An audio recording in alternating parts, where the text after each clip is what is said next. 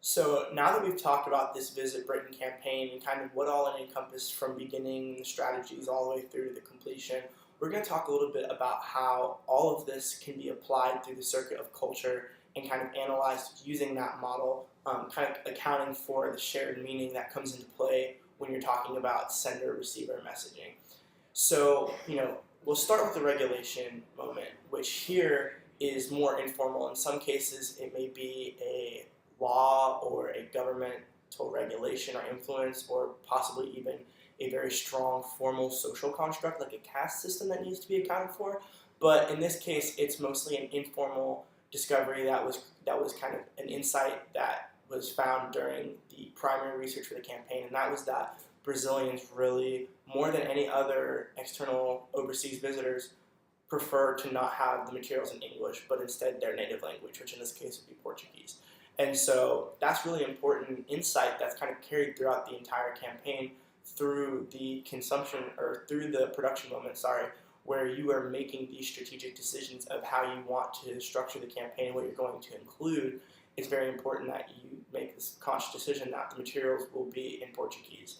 And other kind of things that came through in that production moment were also the Brazilian interests of football and luxury shopping, which were both insights that kind of spoke into the Brazilian culture of the demographic, the upper middle class demographic that could travel to London, and also playing on the strengths of what London has to offer through the English Premier League and a really strong football culture. And, London with all of its high profile luxury brands that could be perused by the travelers.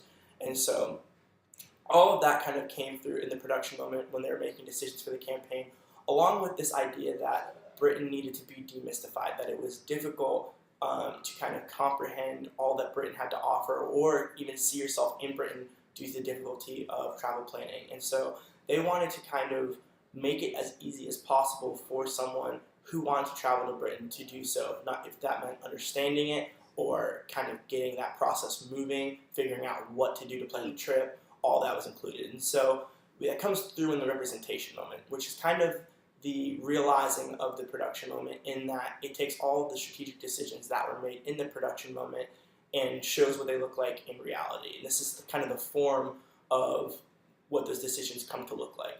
And so in this case, we have a blog that is very clearly, easily laid out, easy to navigate, and that comes through with that demystifying, making it easier. You also have the entire blog, including the social media, the collateral materials, all in Portuguese, which reflects the decision in the production moment to kind of make sure that that language, that native language, is being used for the materials, as well as, kind of a listicle format where you have a lot of highly visual pictures and really well formatted lists that make things really easy to kind of get through and unpack.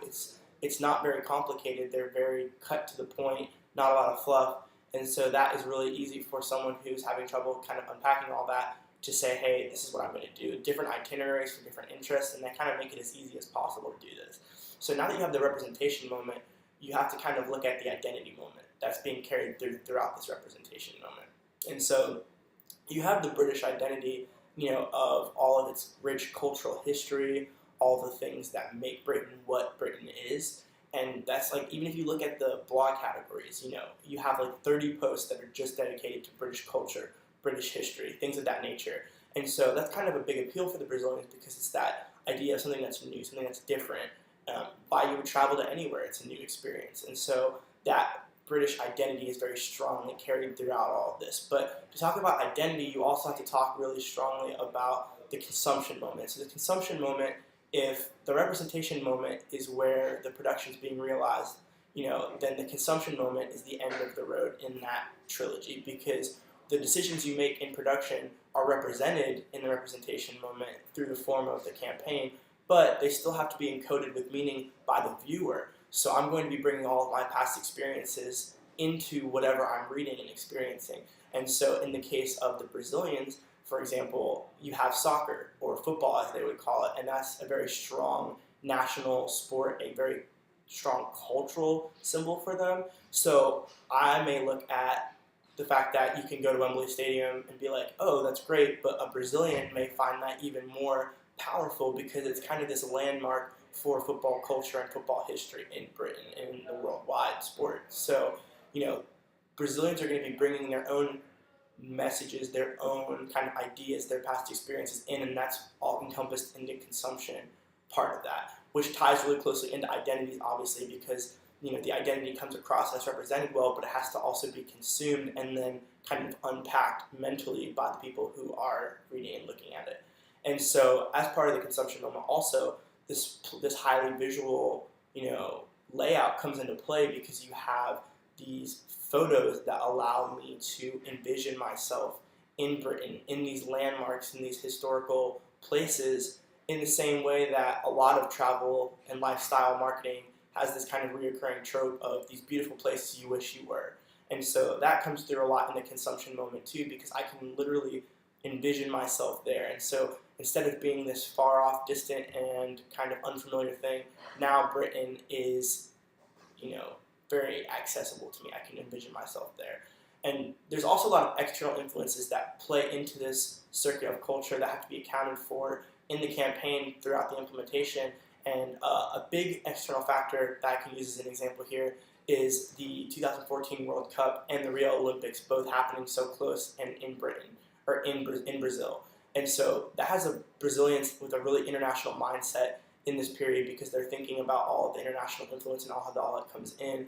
But also you have British footballers that are kind of on a national stage in Brazil making these moves. So it's one thing to imagine yourself going to see these soccer players, these legends in Britain. It's another to watch Wayne Rooney kind of make that goal in front of you, or someone like Steve Gerrard playing for the England team and just seeing them in person. It's like a whole other experience. And so once they realize kind of the dynasty that British football is, that's something that can be carried into the campaign and used as an asset, which is what they did. And they actually used that as kind of a cornerstone of the campaign because they were, that was like a really big selling point and a way to get the British culture and football in front of the Brazilians in a big way on a national stage.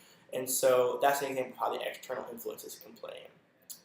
So that's about it for this section, the implementation in the cultural circuit. But that's kind of where all this comes into play and what needs to be considered to kind of unpack that shared meaning that's so inherent in communications. Thank you.